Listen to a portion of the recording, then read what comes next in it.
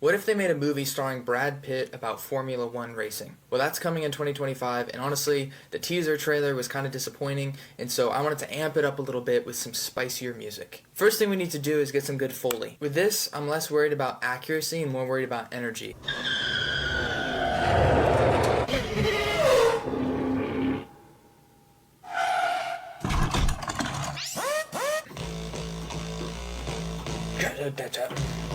Let's get these drums. I want some stomps.